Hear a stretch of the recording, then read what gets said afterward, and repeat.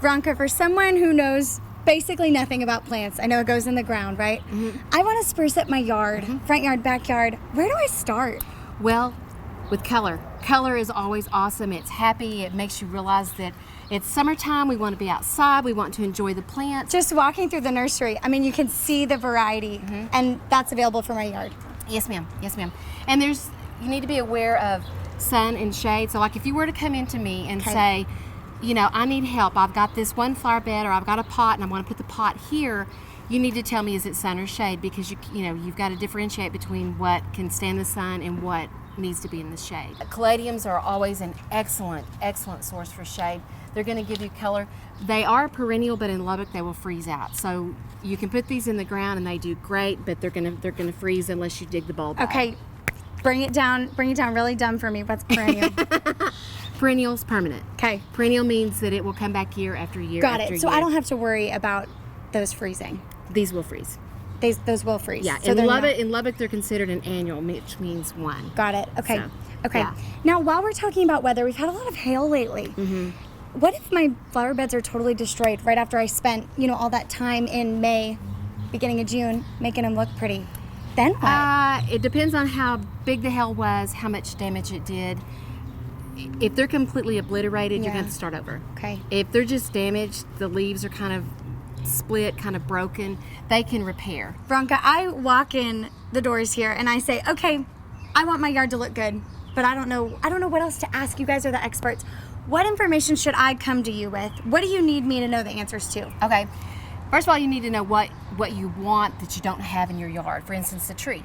If you don't have a tree, people come in all the time and say, I want a tree. And I'll say, what kind? And I don't know. That would be me. Yeah. I would be walking in saying, two trees. Yeah, but I always ask you want a shade tree? How big is your yard? Some trees can get so big that they'll almost like eat your yard up or eat your house up. So if you've got a small yard, you're going to want a small tree. If you've got wide open spaces, you may want 4 trees.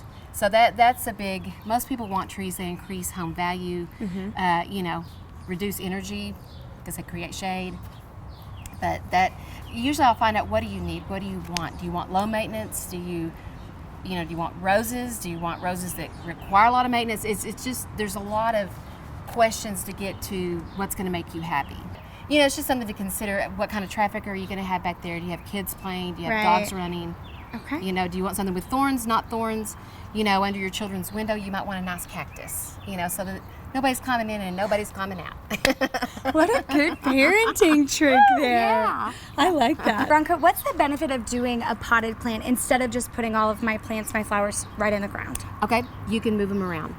So, just like flexibility. say, whenever we had my son's graduation from tech party at my house, I have potted plants pretty much everywhere, but I wanted this one area to be gorgeous. Okay. So they're mobile. You can move them wherever you want them.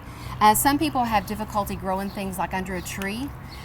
This is a shade pot that I put together right here. This is the green grass I was telling you, that this will survive in the pot over winter, and it stays green. But you could put this under a tree where you don't want to put it in the ground, and you can move it around, or it's going to give you color in a spot that you wouldn't normally have color in. Okay.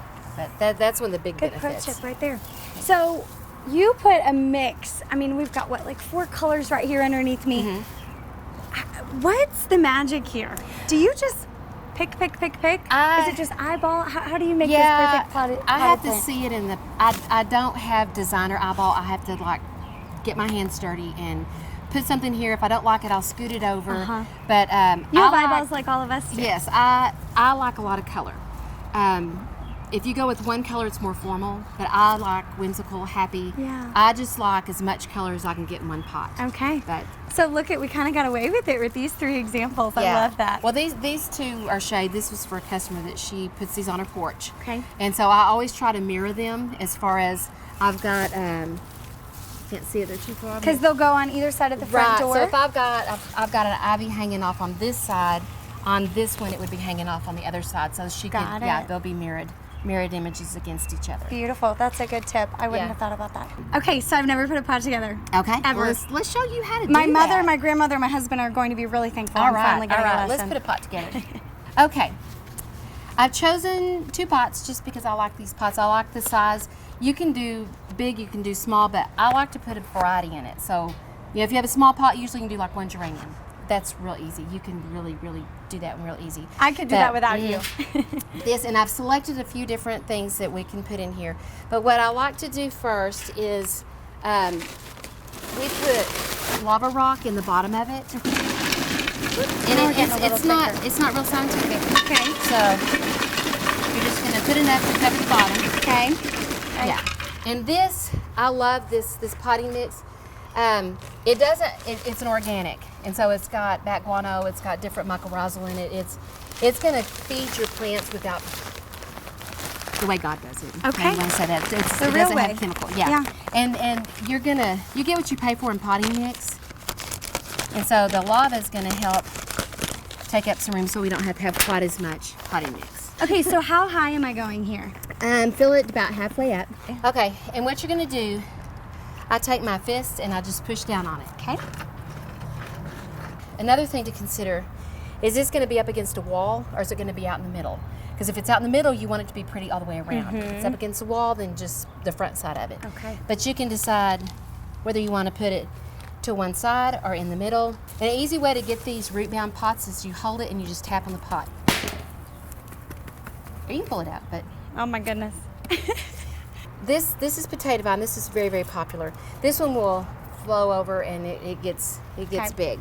The way I do it is I look at this and I do it as I go. Okay. But we've got some room back here, and like for instance, I think I would rather put 2 of these in back here, and I would go get 2 more of those. But we've just got the petunias. I just need to be more aggressive with it, right? Oh I mean, I'm just being like a little. You can't hurt, because like I put it in there and I mash it. Okay. Love job. that. Thank you. We So just shot dirt everywhere.